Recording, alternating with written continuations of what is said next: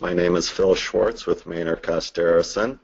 I want to start off both thanking you for attending this, and I'll take a look at the contents of what we're going to attempt to do today. This essentially is not about accounting rules. It is about how GP works. Accounting rules that I understand for 1099 miscellaneous, if you pay somebody over $600, you need to report that. There are dozens of different types of 1099s, dividends, interest, different boxes, and this seminar is not about which boxes to be using or which amounts to be using. It's really just about how GP works. And keeping in mind, when we're looking at reporting our 1099 information, we're talking about reporting payments. Not the invoices that we received during a calendar year, but actually the amounts that we paid during a calendar year. And having said that, the way GP works, if it's paid an invoice that's marked 1099, GP takes care of making that payment, recording that payment for purposes of 1099 purposes. So even though you're not looking at invoices to tie out the number, you are looking at how the invoice was coded.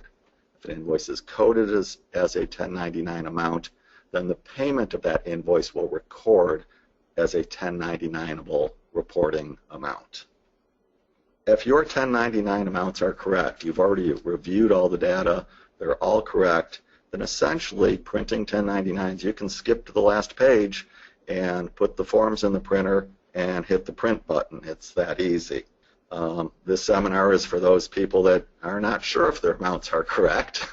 They're not sure necessarily how GP handles different situations, and that's really what we're going to talk about.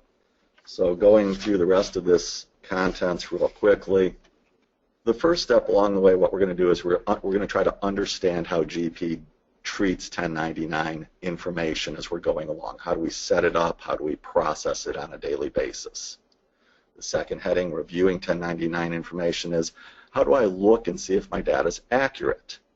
The third section, correcting 1099 information, is just that. What tools are at my disposal to make changes? And then finally, we're going to get to the heart of it, printing the 1099s. I'm working from GP 2015 R2.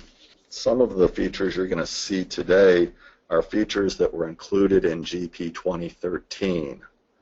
So if you have 2013 or higher, you should be able to do everything I'm doing today. If you have something before 2013, you may not. There are certain things that you won't be able to do. But that doesn't mean that you can't use GP to print your 1099 information. You certainly can. There are ways to modify the data and print those documents. All right, so I'm going to move on to understanding the daily process. And that all begins with the vendor setup. Here in cards, the vendor card. I'm going to switch to a vendor that probably is not set up as they are set up as a 1099. The way you can tell if a vendor from this front card is set up or not is whether the 1099 address tab in the lower left corner is not highlighted but available.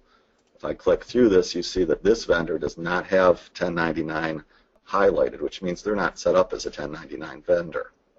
To set up a 1099 vendor, we can go to Options, and we're simply going to go to this Tax Type tab. We're going to pull down the drop-down menu, and 99% of your 1099s are going to be miscellaneous, non-employee compensation. But there are tons of, I should say dozens of other options. Medical payments is becoming a big one, but the default is going to be miscellaneous, non-employee compensation. You can also choose to have a dividend or an interest 1099 type. So it's that simple to change the vendor. I'll hit OK. And now you see that the 1099 type is set up, and it defaults to the primary address. I'm going to save, and America Charge is now set up as a 1099 vendor. Now that doesn't mean that the history has changed. If you've been operating all year long and you don't have the vendor marked 1099, none of the transactions will be marked 1099, and none of the payments will be marked 1099. We'll talk about that. The second part about the daily process is transaction processing.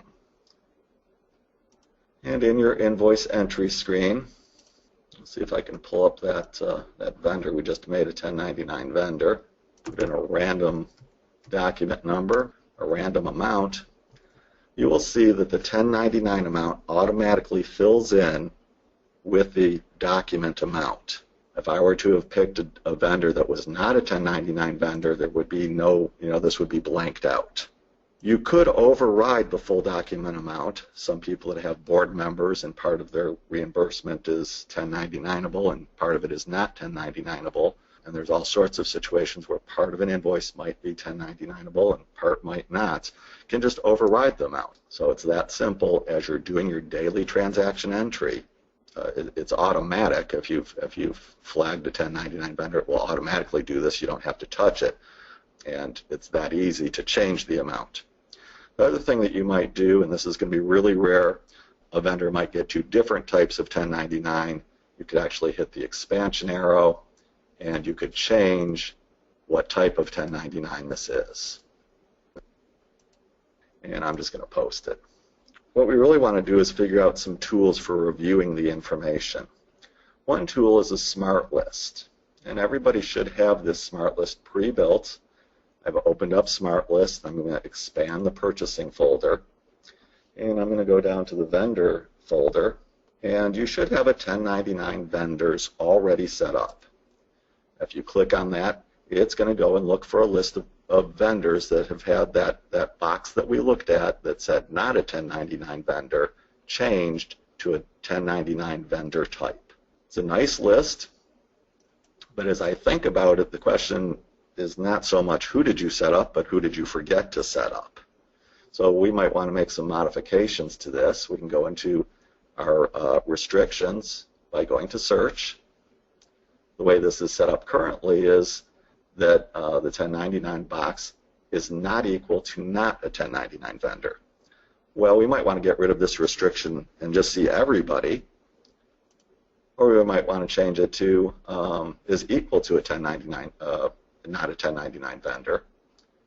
And now we can get a whole list of our vendors and take a quick look and make sure that the people that we're paying have been correctly coded.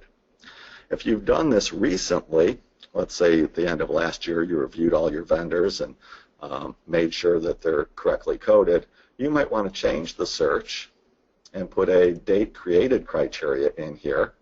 I'm simply going to do the all columns, and I'm going to look for created date right there, and I'm going to say is greater than, and I'm going to put last year's date in there. So if I've created a vendor since December 31st, 2014, I want to know about it. I'm going to click OK. And there's my list of vendors that have not been marked 1099 that I've created since last year. That's going to give us a vendor listing. The second tool that we can use is actually looking at transactions. It's found in Purchasing in the Transactions menu, and it's called Edit 1099 Transaction Information. This is going to give us a listing of vendors that are marked 1099. You won't find all your vendors in this list. You'll find your 1099 vendors in this list. And it'll allow us to see what 1099 transactions have occurred. We could also switch this and say I want to see all my transactions. So I've switched it to all debit transactions. I'm going to redisplay it. And now I've got a more complete list for this vendor. And I could go through and modify these transactions. Let's put that thought on hold. Right now I just want to give you some tools for looking at your data. We're going to come circle around back to this and talk about modifying in the next section. So moving on, we could do a transaction listing in Smart List. So you might say that that last feature you really liked, but you'd really like to see that on paper instead of on that screen. We go to Smart List, we go to Purchasing, and then we go to Payables Transactions. We're going to open that up. And I've saved something called 1099 Transactions. What I essentially did was I clicked on the default Payables transaction. I went to my columns, and I got rid of this current transaction amount. That's really just telling me how much is left payable on an invoice. what I did then was add, and don't be confused by these fields here. These fields here do not accurately reflect your current year 1099 amounts unless you perform the year-end procedure in payables management. The vast majority of people do not perform the year-end procedure in payables management, and it's not necessary to perform the year-end procedure in payables management to get correct 1099s. GP does all the work, keeps track of all the information. My point to you is that do not add these fields hoping to get a list of current year 1099 amounts. They do not do that. They're just cumulative until year-end is run. And since most people don't run year-end or don't run it timely, these buckets just don't work. What I do want to do, I want to grab the document amount and the 1099 amount. So I do want to grab this because I'm looking at transactions, and I want to grab the document amount. And now I've got a transaction list very similar to what we looked at on screen, but something we could restrict by vendor and print out and do our verifying work with. So again, I'm just trying to give you some tools to make this job easier for you. The fourth list that we could look at is actually an edit report from the 1099 printing screen. That's in purchasing, and then routines, and then print 1099. And you have to tell it what year you're printing for. And in my Fabricam version, I've got like 5 years open, but it defaults to the last year. Tell it what type of 1099 you want. And then you're going to print the right-hand printer. This left-hand printer is for the forms themselves, but an edit report can be printed with the right-hand printer. That's what that's going to look like. It's not going to tell you what box the information goes in. It's really just this vendor, this amount. Those are the 4 tools that you can use to look at your information. So we're going to go to the next section, correcting 1099 information. What we have is we have 3 different options for correcting our 1099 information. The first option is editing the transactions. We're actually going to go back and look at that option and look at it in more detail. The second option that we have is actually saying, hey, I totally forgot to set this vendor up this year. And we're going to go back and we're going to set the vendor up, and we're going to change all the vendor's transactions at the same time. And the third option, for those of you specifically that don't have GP 2013 or 2015, we're going to look at the possibility of just going right into the records and changing the amounts. Now, you could do this if you have 2015, 2013, 2010, 10, whatever. You can just go straight to the detail records, change the amounts, and those new amounts that you edited will print on the 1099 forms. So 3 options: look at your transactions, do a vendor and all his transactions, his or her transactions, or just go and plug the number basically. We're going to talk about edit transactions, and that edit transaction screen is found in purchasing, transactions, and then at the very bottom, edit 1099 transaction information. Again, this will be just a list of those vendors that are 1099. I'm going to use my travel company. I'm going to switch it from 1099 debit transactions to all debit transactions. I'm going to redisplay. And I'm going to make the screen a little bit bigger so I can see all my data at the same time. You could restrict this by date if you wanted to. My caution here is that you're looking at invoices.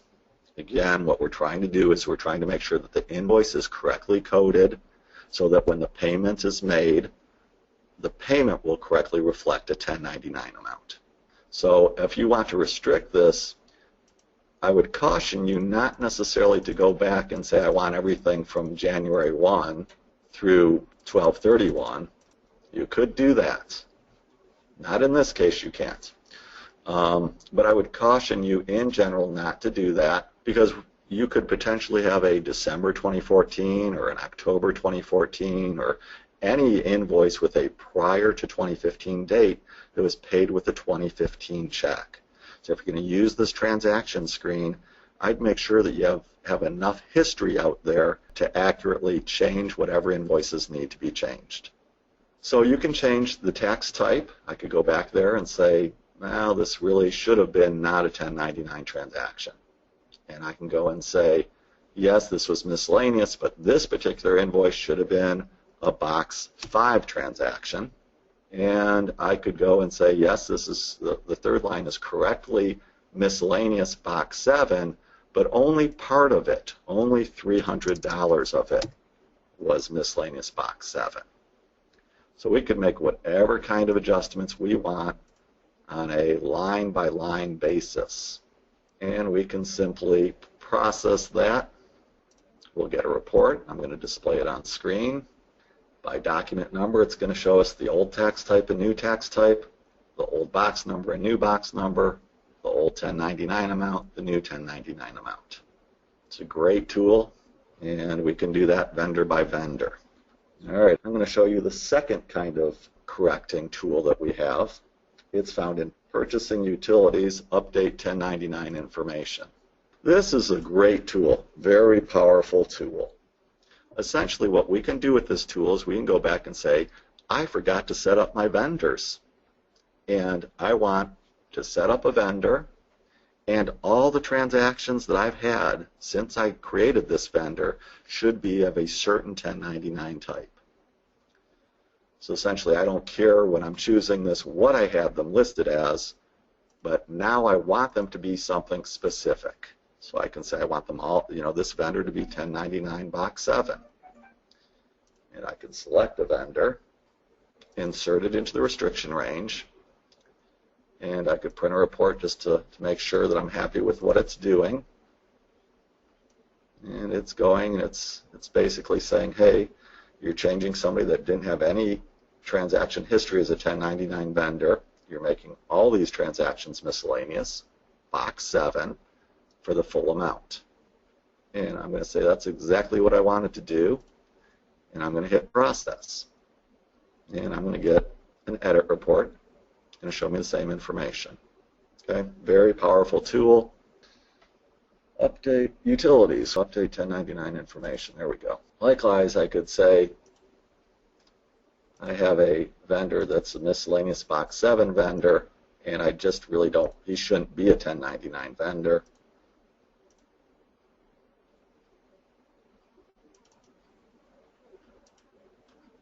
Run a preview of what's going to happen.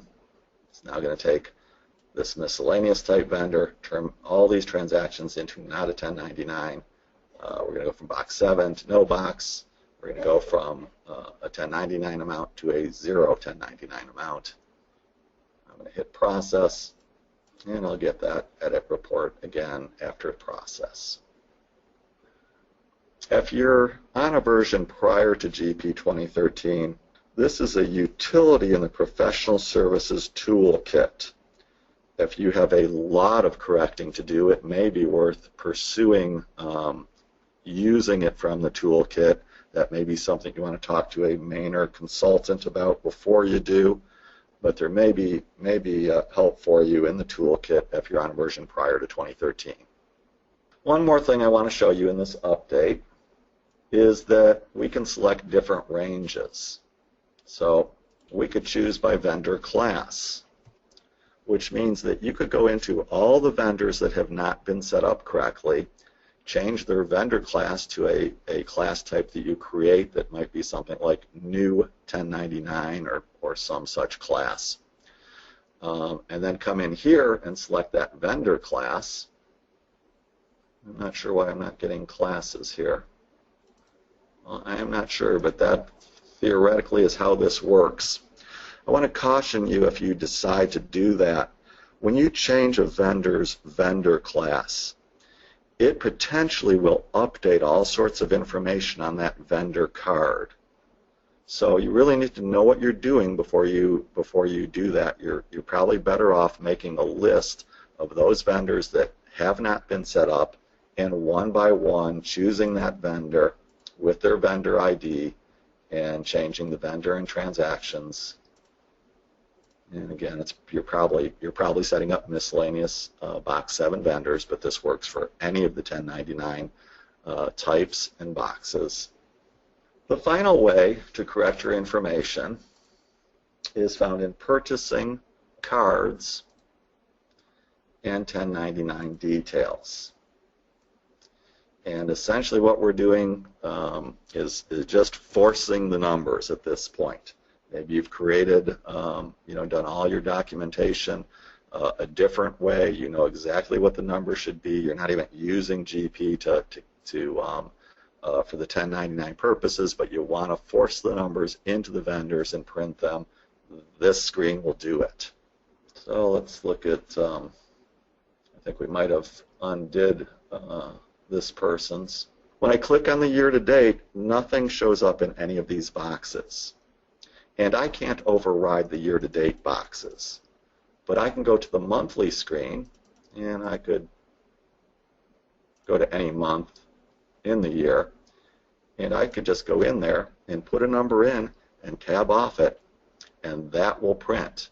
It's a good idea to go to the yearly screen. I'm not sure why I'm not seeing that. Let's save American. Let's pull it back up. Let's try that one more time. Put 1,000 in there, and we'll save it. We'll pull him back up. And there on the yearly screen is the $1,000. So just to clarify that, go to a month. You can go to January, go to December, put the amount in, save the amount, then rebring the vendor up, look at the year-to-date screen, and make sure that that's the amount showing. So we haven't put any transactions in. We haven't, fooled around on a transaction level. We've just said at a vendor level, this is the amount I want to print. By review, 3 ways we can change. We can change transaction-based. We can change a vendor and all transactions at the same time, or we could just go into a vendor and just put the amount in. Moving on, printing 1099s. I want to go to purchasing, and then setup, and then payables. I'm at my payables screen. And I wanted to look at the 1099 setup. So Great Plains makes some decisions, and I'm assuming they're based on the Internal Revenue Service Code, as to what minimum amounts require printing of 1099s. So you might have printed an edit report, and you might say, I know that I paid so-and-so $300 or $400 or $500, but I'm not seeing a 1099 for them. Well, the reason being that Great Plains has predefined some minimum amounts. And for Box 7 non-employee compensation, $600 is the amount, the Internal Revenue, that's the threshold number. Anything lower than that does not require printing a 1099. Now, I suppose that you could print them. You would have to change the threshold amount, lower the threshold amount. You can see in some cases they're using a penny as the threshold amount. So that's the case that if we're expecting to see a 1099 for a vendor and don't see it, that's why. Again, that's in payable setup, 1099 setup. All right. We want to go to purchasing and then routines and then print 1099. And this is our screen. You want to make sure that your payee number is in here. If that does not default from your company's setup screen, you'll want to type that in. You want to make sure that I guess all this is set up on your company screen. You want to make sure you're printing for the correct year, and I'm going to print for 2017 because that's where most of my data is. And right now I'm just going to show you one more time that we could print an edit report since we've been making changes. Looks like I've got a new one. There's that America charge that I just put the number 1,000 in, so that's showing up. And I don't know about all the other changes I made, but this is an edit report. You could always print these the forms to blank paper and look at them if you want. You do have to print different 1099 types one at a time. They're different forms. So the dividend, the interest, and the miscellaneous are different forms. You have to print them separately. You should always change this to single feed if you're using a laser printer. I don't know that any of you have dot matrix printers anymore. That's the only reason you'd ever want continuous feed is if you had a dot matrix printer and we're using continuous forms. Everybody should probably be changing it to single feed. You could print these by a vendor range or a vendor class range. You can change the sort order by name or class. It's on 1099. So now you're really ready to print. You're happy with your data. You're happy that you filled out the parameters on this screen. You're ready to print. And I'm just going to print, well, I'm going to choose the printer for the moment because I want to show you there's an alignment mechanism. So let's say that you've printed and they're out of alignment. You need them to move, you know, a millimeter this way or a millimeter that way. When you go to the printer, when you get to this point, before you hit print, look at the pre-printed form options tab, and that will let you align vertically and horizontally. And you might have to play with it. You might just want to practice with one vendor, you know, on a plain sheet of paper a number of times and hold it up to your form, or if you have plenty of forms, print it on a form, you know, one vendor at a time until you're happy that it's lining up. But you do have the alignment there.